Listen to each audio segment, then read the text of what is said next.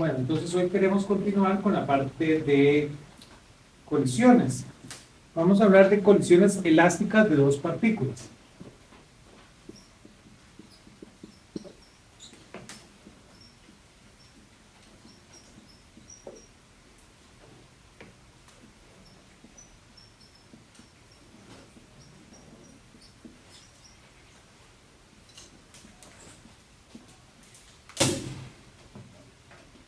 De esto ustedes ya saben, ¿verdad? De alguna manera la materia.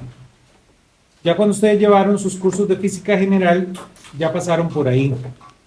Entonces, lo que andamos es aprendiendo un poquito más de ese mismo problema.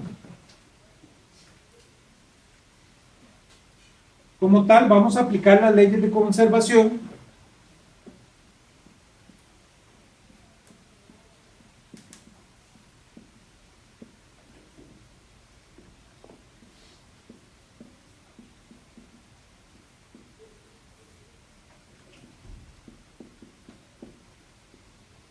a la interacción entre dos partículas.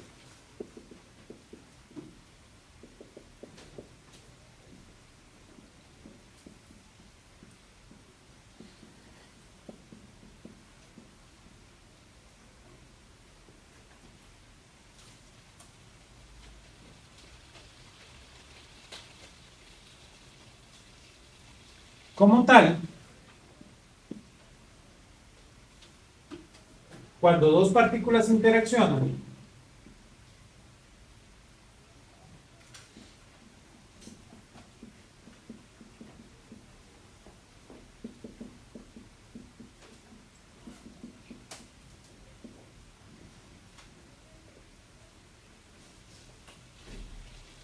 el movimiento de una partícula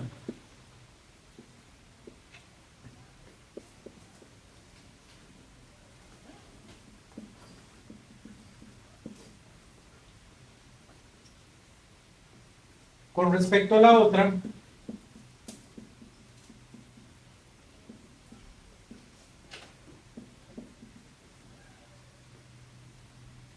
están generando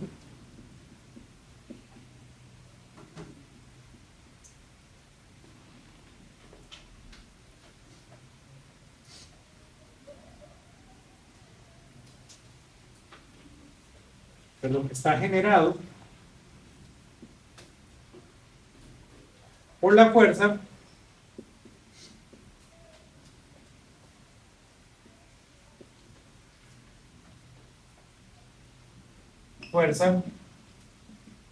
que describe la interacción.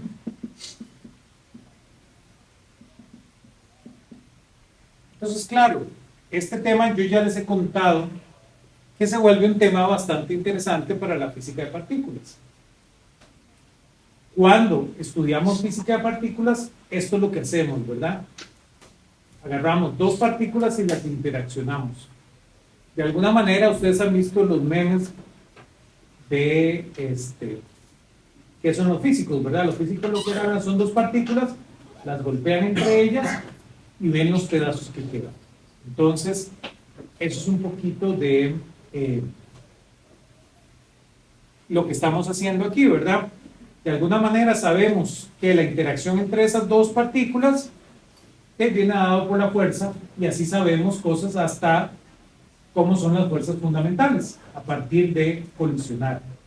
Por eso los grandes laboratorios en la física son estos grandes colisionadores, ¿verdad? Entonces ustedes tienen ahí el Fermilab, ¿verdad? En Chicago, SLAC en Stanford y el CERN allá en Europa, que son básicamente colisionadores. Ya van viendo de dónde viene esa idea, porque tenemos esos grandes laboratorios.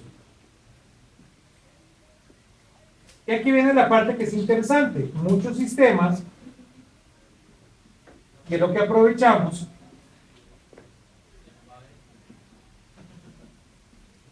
muchos sistemas físicos se simplifican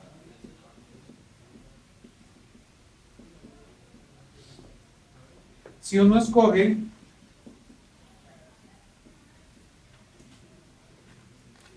un sistema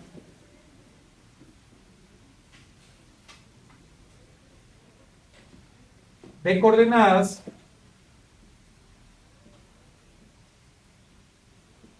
con respecto al centro de masa. Eso fue un poquito de lo que hablamos en la clase anterior. Le voy a llamar CM a ese sistema de coordenadas. CM en mayúscula. Entonces, esto es algo que el conocimiento de centros de masa nos está proporcionando. Hay ese nuevo, por decirlo de una manera, sistema de coordenadas que no habíamos visto. Entonces, tenemos un sistema de coordenadas que ahora está centrado en el centro de masa. Vean que no es casualidad. Cuando estábamos resolviendo los problemas por Newton, habíamos dicho que cuando hacíamos el diagrama de fuerzas, el diagrama de fuerzas es como si estuviera centrado en el centro de masa. Y ahora queremos exportar ese conocimiento para sistemas de partículas. ¿Lo ven? Entonces, nos da una información adicional que no la habíamos pensado.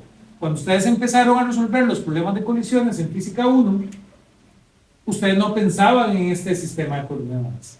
No era lo usual. Y lo importante es que nos va a permitir tener más ecuaciones, que era lo que decíamos la vez anterior.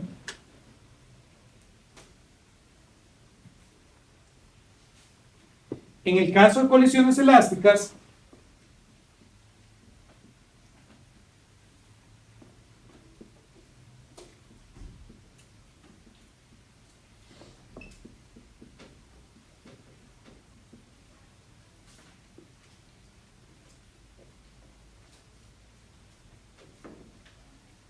la situación usual es que cuando una partícula se mueve, la otra está en reposo.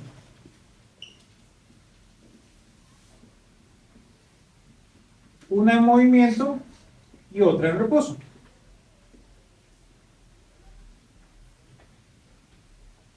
Eso es lo usual.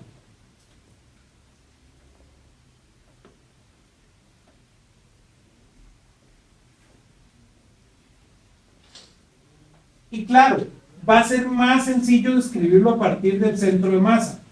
Pero lo que pasa es que usualmente la medición se hace en coordenadas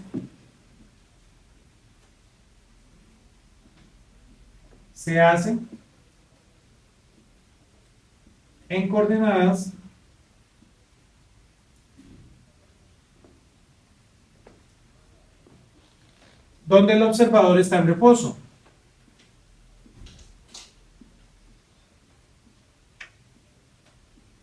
¿Verdad? Aquí observador lo tomamos como la persona que hace la medición. Entonces la persona que hace la medición está quedito. A eso se le suele llamar coordenadas del laboratorio. A esas les voy a llamar lab así en mayúscula para diferenciarlas. Entonces, lo usual es que la medición se establezca en el laboratorio. Pero el problema es más sencillo de entenderlo a partir del centro de masa. Entonces vamos a tener que transformar coordenadas de un lado para otro. Y claro, eso le da muchísima información a la física. Pero ustedes saben que en este juego de estar transformando coordenadas, aprendimos muchas cosas más de por medio. Entonces, ustedes saben que este tema de transformar coordenadas de un observador estático a otro caso es lo que abre la relatividad especial. Entonces, Einstein está preocupado de este problema, de cómo se transforma coordenadas. Interesantemente, ustedes han escuchado las versiones con respecto a la luz. Entonces, cómo usted transforma en sistemas donde usted piensa que la luz está en reposo, coordenadas de un lado para otro. Y porque eso generaba un problema, y eso devino a lo que llamamos relatividad especial. Entonces, se vuelve muy interesante para este tipo de problemas.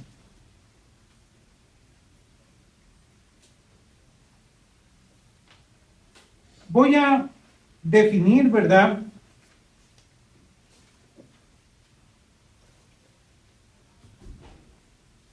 vamos a necesitar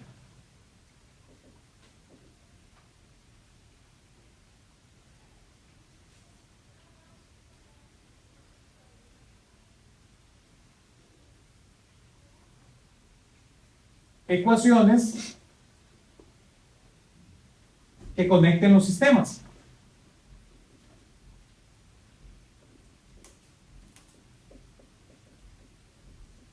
¿Verdad? El centro de masa con el laboratorio.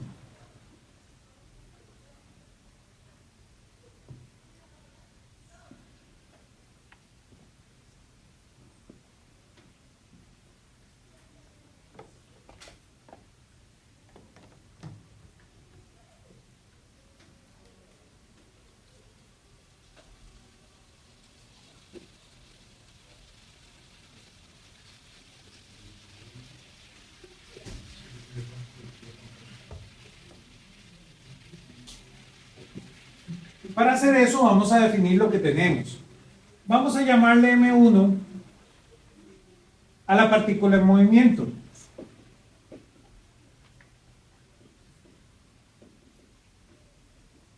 Y vamos a llamarle M2 a la partícula en reposo.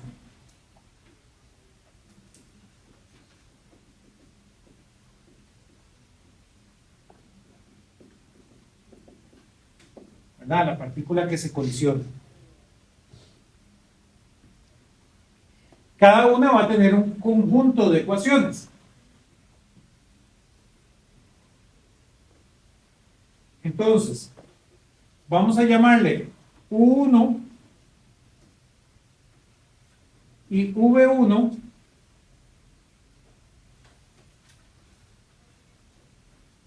la U es la inicial y la V es la final. Y estas son las que le corresponden a M1 en el laboratorio.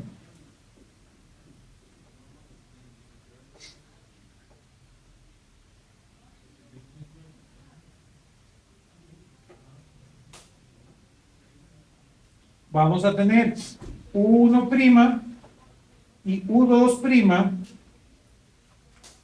igual. La U es la inicial. Perdón, es V1'. La V es la final. Igual, esto va a ser M1 en el centro de masa. Entonces, lo usual es que la primada siempre es la que está en movimiento. Entonces, este es el sistema en reposo. Entonces no tiene prima. El que está en movimiento es el primado. Vamos a definirle V mayúscula como la velocidad del centro de masa.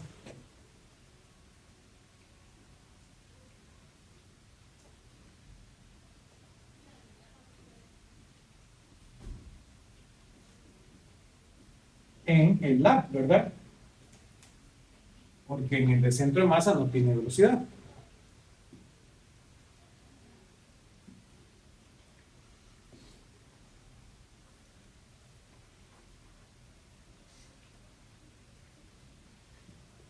Ahora, vamos a tener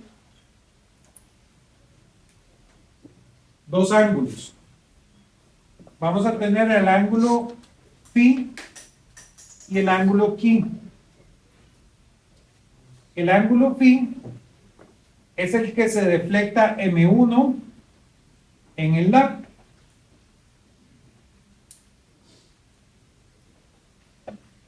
Y chi es lo que se deflecta M2 en el lab.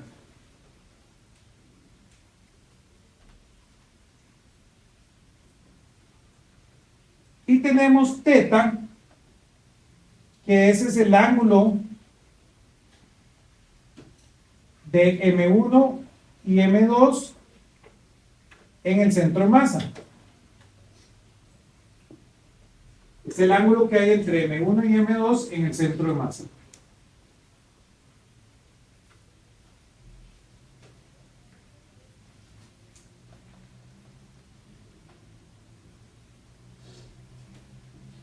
Esta va a ser la información que tenemos de nuestro sistema. Con esto construyamos el diagrama del problema.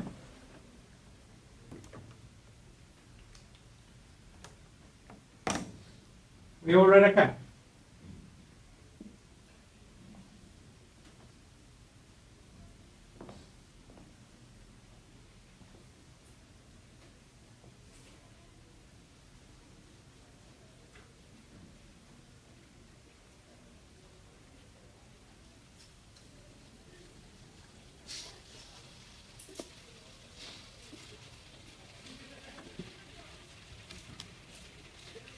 Entonces, en nuestro problema, vamos a tener, visto desde el laboratorio, lo siguiente. Tenemos aquí M1 y aquí M2.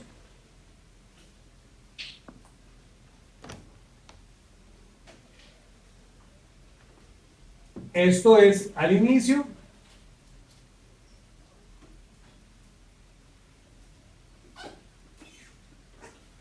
Y esto es lo que ocurre al final.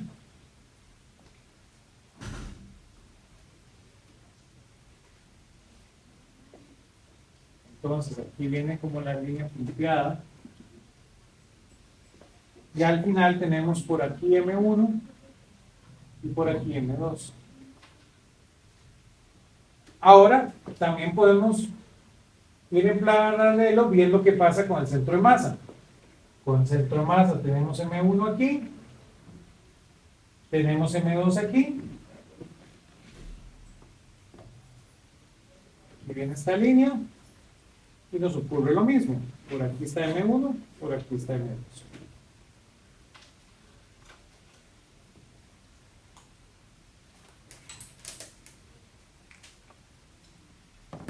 Entonces, usualmente en el laboratorio, lo que tenemos es que M1 se dirige a M2.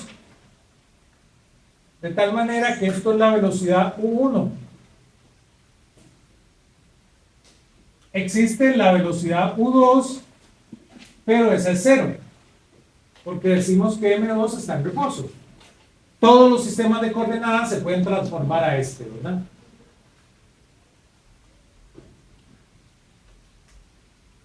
Después viene el punto de colisión y se deflecta. Ya aquí vimos cuáles son los ángulos. Entonces, este es el ángulo psi y este es el ángulo chi.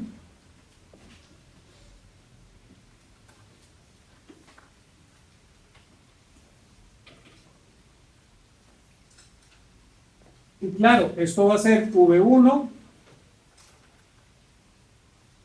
y esto va a ser V2.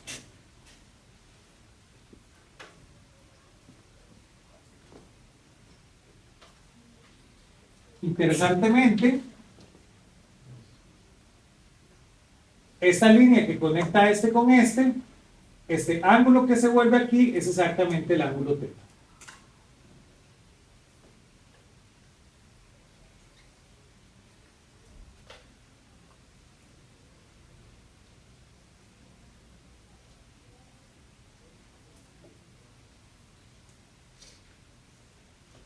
Para el caso visto desde el centro de masa, lo que ocurre es que este viene para acá, este viene para acá,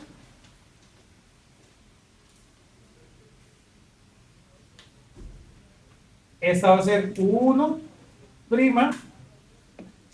y esta va a ser U2'.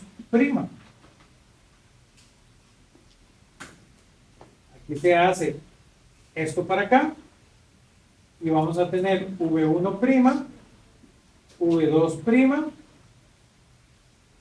y esto es exactamente el ángulo θ.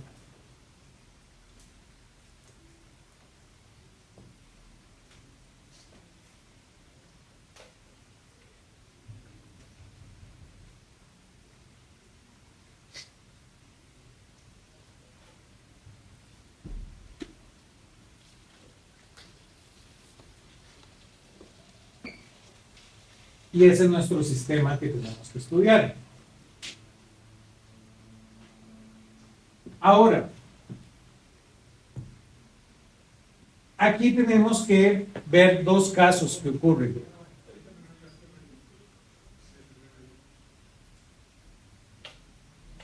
¿No quieres ser observador, verdad? El lab dijimos que era el observador en glucosa, que hace la medición en el laboratorio. Ahora vamos a tener dos casos para ver qué es lo que le pasa a M1. Va a depender de esta velocidad.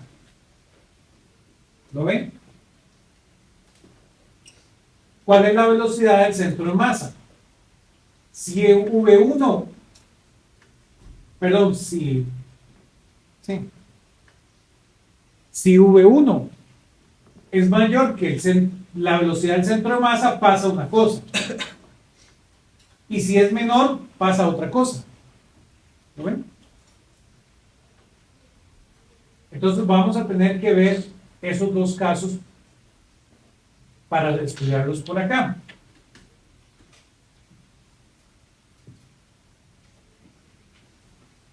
¿Todos de acuerdo? Voy a borrar otra vez acá, para que veamos estos dos casos.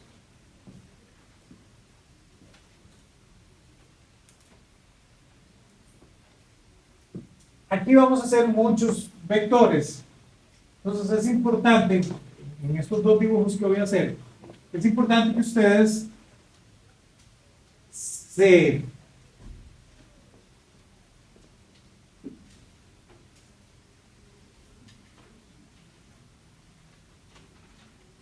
lo muestren a ustedes mismos. Hay que tenerlo uno claro, que lo que voy a yo relacionar es posible. Tanto así que ese es uno de los ejercicios recomendados sobre esta parte. Que usted mismo pase por ese proceso de convencerse que esos vectores son importantes para lo que vamos a hacer. Veamos el primer caso. El estado final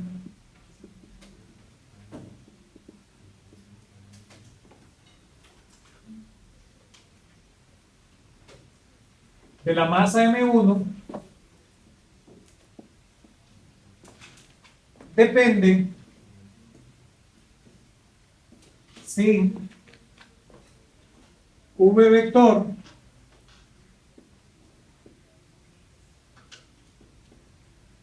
es menor a V1'. En ese caso, nuestro dibujo tiene esta forma. Aquí tenemos la línea del movimiento original. Aquí tenemos donde ocurre la colisión. Aquí vamos a tener un vector que este es exactamente el V, que es la velocidad del centro de masa. Después para acá vamos a tener el vector V1. Entonces V1 es más grande, más grande. Eso hace que lo que quede aquí es exactamente V1'. Y este ángulo de aquí es zeta. Como este era nuestro ángulo phi, este ángulo que queda aquí es zeta menos phi. Sí, ¿verdad?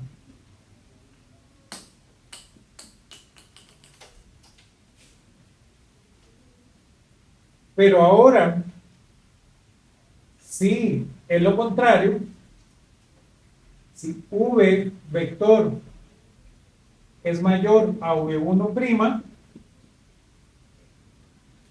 entonces nuestro gráfico es diferente.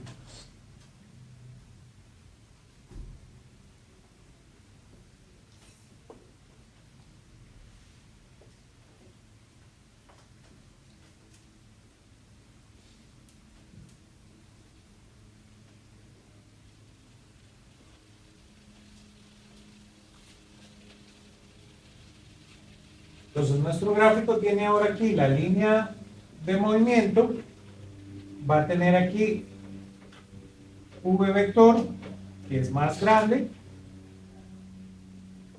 y va a tener para acá V1',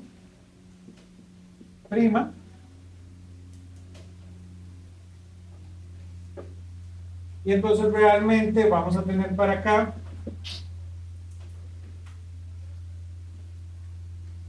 un vector que es el V1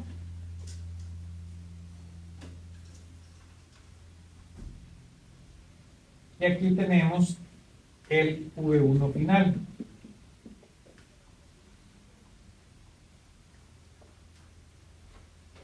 Y claro, aquí vamos a tener un ángulo θ final y un ángulo que vamos a llamar. Y este ángulo sigue siendo phi para mi problema.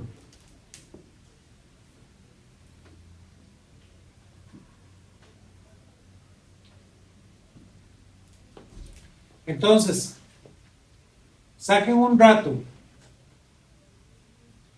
y visualicen estos dos casos. Pasen por ahí para que lo tengan claro. Obtengamos algunas ecuaciones.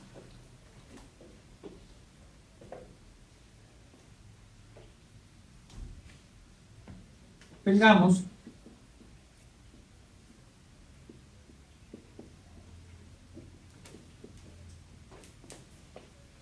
que relaciona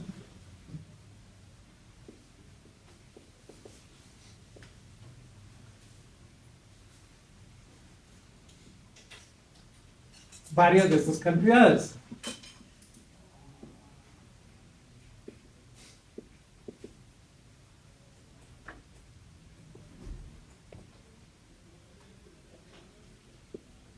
De la definición de centro de masa, sabemos lo siguiente. Como M1, R1 vector más M2, R2 vector es igual a M mayúscula R vector. Si derivamos respecto al tiempo,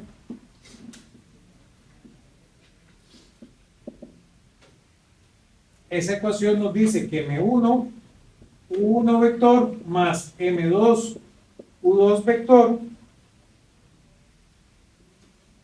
es igual a M por V mayúscula. Este es un 1.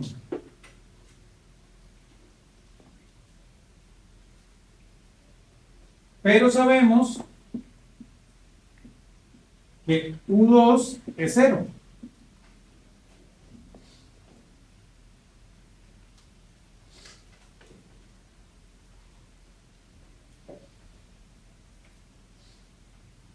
Entonces, esto implica que la velocidad del centro de masa es realmente M1, U1 entre M1 más M2.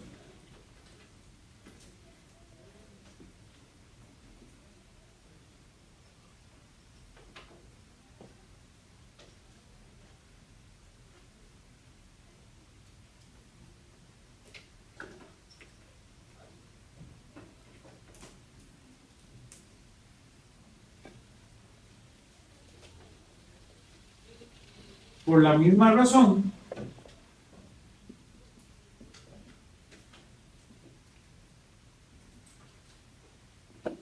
tenemos que U2' es igual a menos V mayúscula, que eso va a ser menos M1, U1 entre M1 más M2.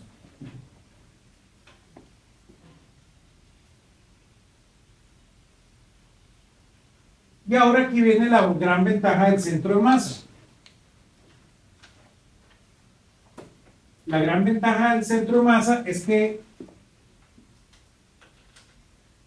el momento lineal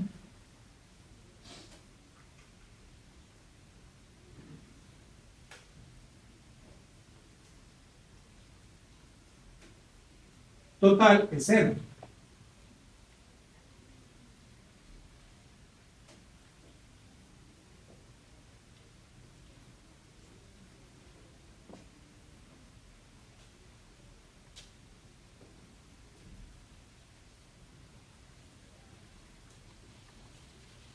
Y ahora, al ser una colisión elástica, también sabemos un poquito más.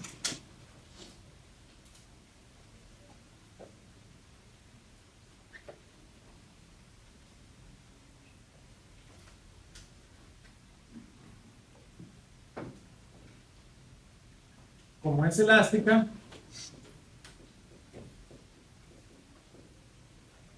esto significa que U1' es igual a V1'.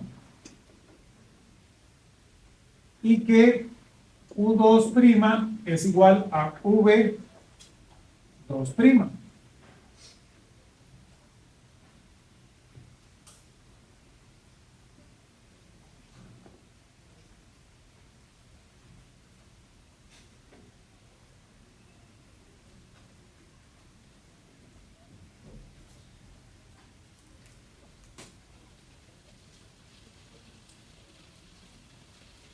Y claro, sabemos porque, como es una velocidad relativa,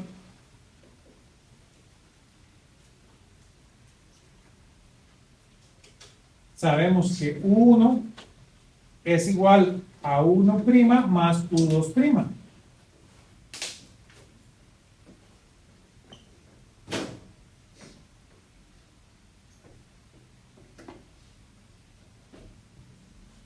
Entonces, para el centro de masa,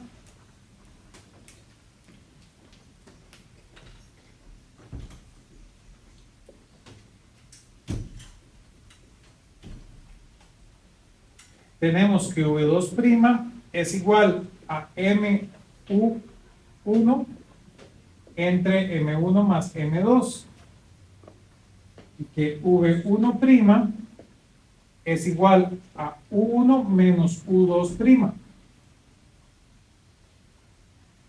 Y eso es igual a M2 U1 entre M1 más M2.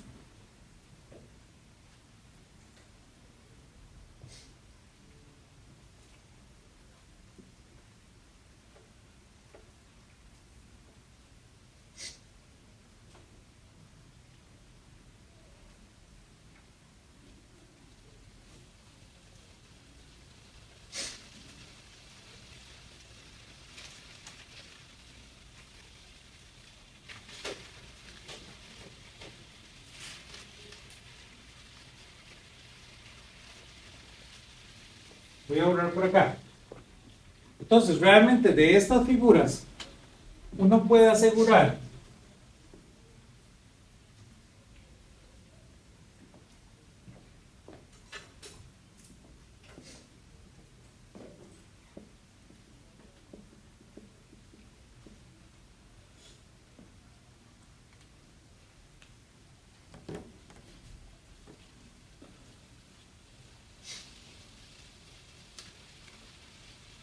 tenemos que V1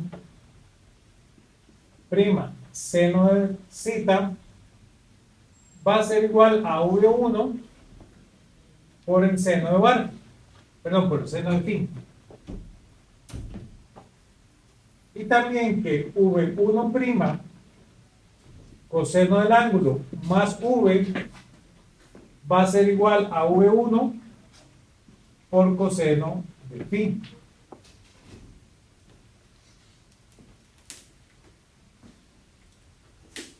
Entonces, podemos dividir este entre este. Si hacemos esa división, dividiendo, tenemos que la tangente de phi, ¿verdad?, va a ser igual a V1' seno del ángulo dividido entre V1' coseno del ángulo más V. Y claro, escrito de una forma un poquito más elegante, esto es que el seno del ángulo entre coseno del ángulo más V dividido entre V1', para que no tenga unidades.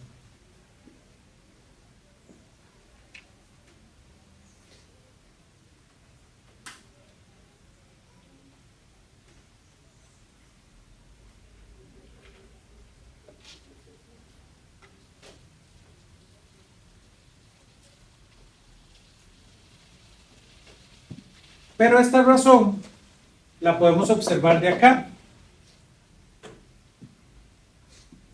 Entonces, V entre V1' realmente es M1, U1 entre M1 más M2 dividido de M2 por U2 por M1 más M2. Y claro, esa razón y simplemente es M1 entre M2.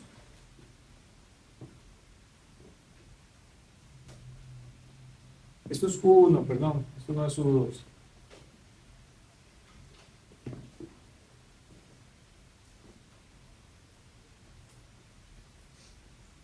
Es U1. Entonces da M1 entre M2.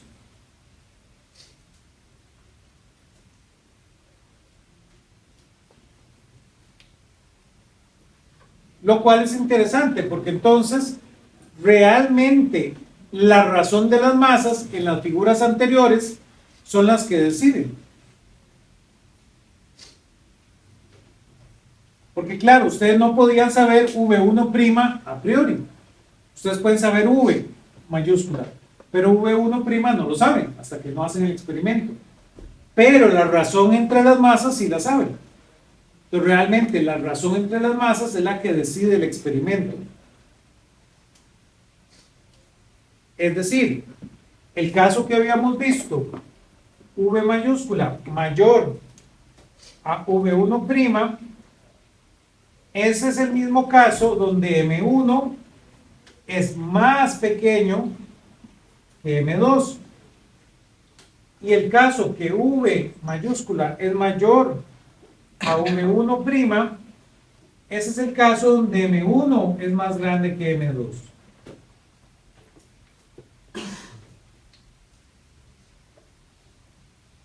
Que eso es interesante para este problema de colisiones.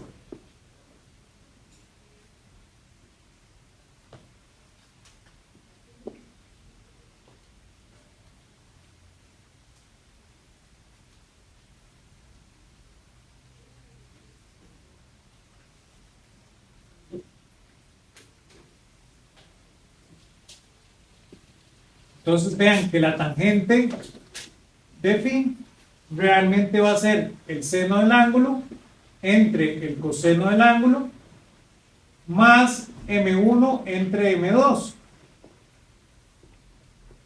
Y vean qué interesante, de una vez, si esta razón da 1, ¿lo ven? O si esta razón da 0, mejor. ¿Cuándo da 0 esta razón?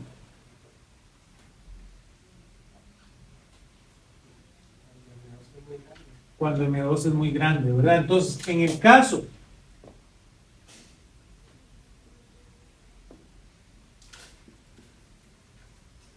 que M2 es mucho más grande que M1, phi es igual a zeta, ¿lo ven?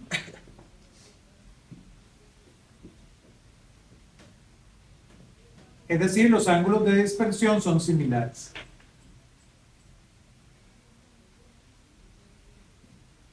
También está el caso si M1 es igual a M2, ¿verdad? Que esto sea 1, que es el que les acabo de mencionar.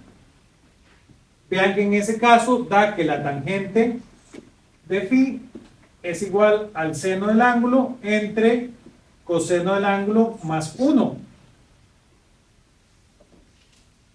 Y claro, yo no espero que ustedes lo sepan, pero sí que sean sensibles a que esto es una identidad trigonométrica, ¿sí? Aunque un físico cinturón negro lo sabría,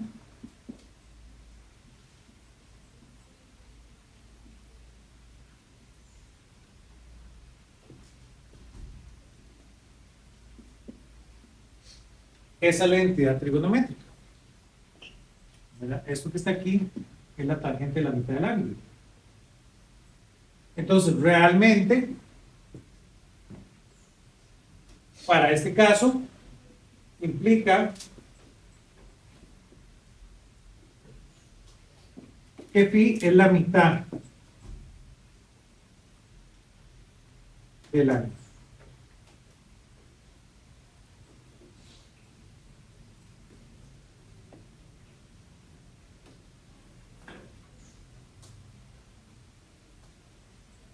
Lo cual es interesantísimo porque diría que Q más phi realmente es pi medios.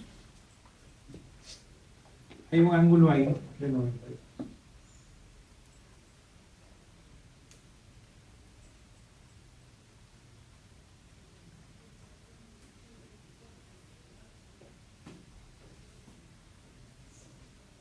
¿Todos de acuerdo?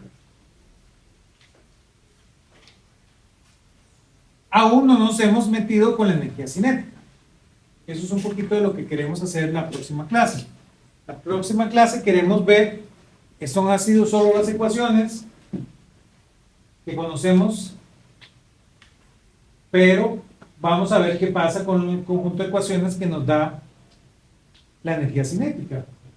Que va a pasar lo mismo, vamos a tener una energía cinética para el centro de masa y una energía cinética para el laboratorio. Y de ahí vamos a aprender un poco.